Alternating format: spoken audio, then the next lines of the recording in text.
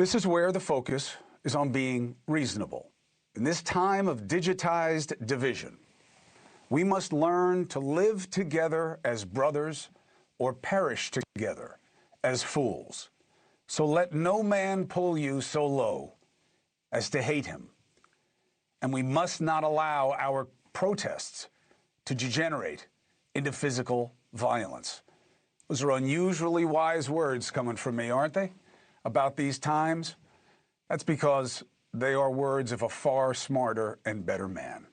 Dr. Martin Luther King Jr. spoke them in the 60s, but they are as applicable today. I don't know how the doctor would fare in today's politics, but his measure, insistence on being better than what he refusing to give in to hate, could not be more needed in our leaders and, frankly, in ourselves. Some 75 years later, the same issues remain, and this administration should learn the lessons of history and change course. I believe the president now realizes the ICE raids are working against him, and hopefully his concern out of self-interest, if nothing else, makes him pull back, go after the right people the right way. Instead of creating moments of reality TV, seize the true reality of this moment and focus on the cost of living. And if his advisors are too quiet or too scared, or his gut isn't telling him this, his eyes should when he sees the polling. In just 4 days, Trump will have completed the first year of his second term. Now, the clickbait you keep seeing is that nearly 6 in 10 give Trump a failing grade. Look deeper.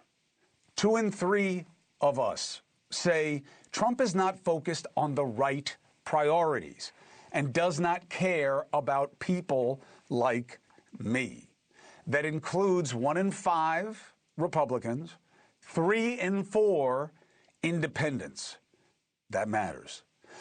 Then look deeper into why people are saying that. Well, why did the president get elected?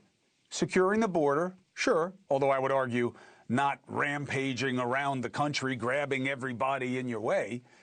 But that wasn't the only reason. In fact, it wasn't even the main reason. People wanted change with gas and groceries, okay? Which was never just about those two metrics. It was a metaphor for the cost of living, which is now really the cost of barely surviving.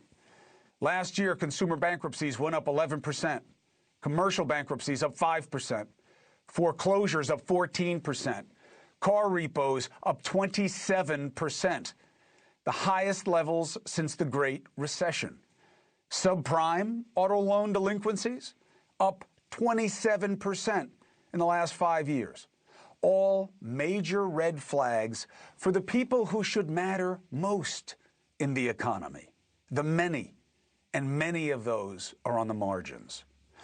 Trump's major moves at home this year, deportations and tariffs, frankly, both hurt Americans' pocketbooks, looming with the midterms. Remember the truth behind the stats. I could show you all kinds of data right now that the economy is doing well. Look at the stock market. I'll say look at the stock market again because it's one of the best data points.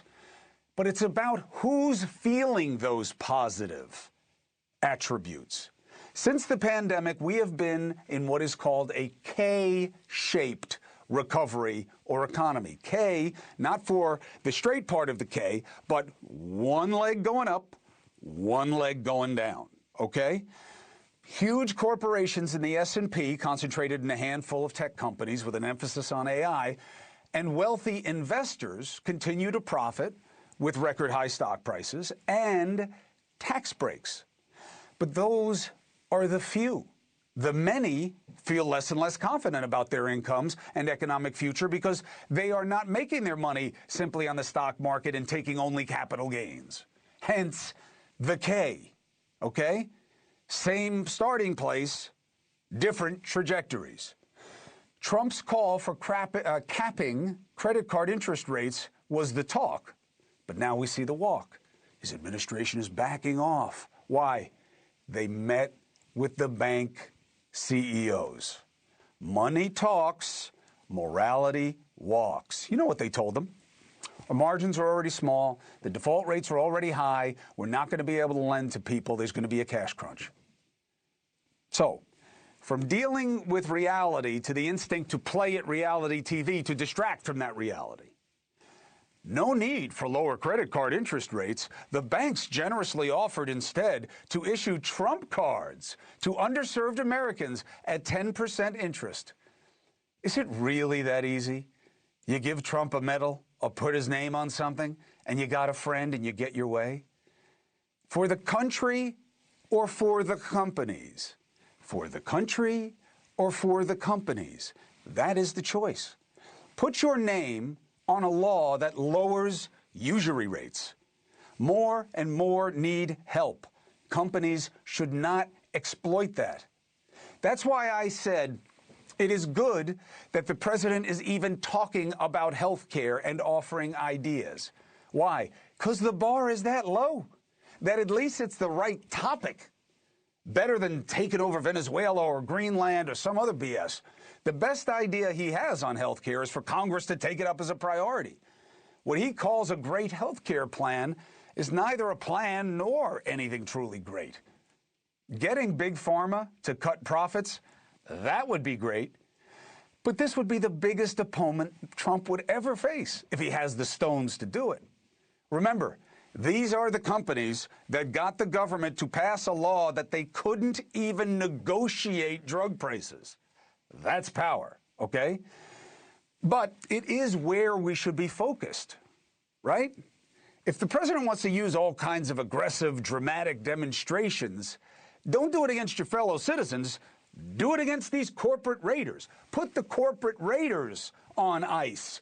Don't go on raids with ICE. Thank you for watching. Subscribe below and download our NewsNation app right now on your phone, and you will get fact-based, unbiased news for all Americans.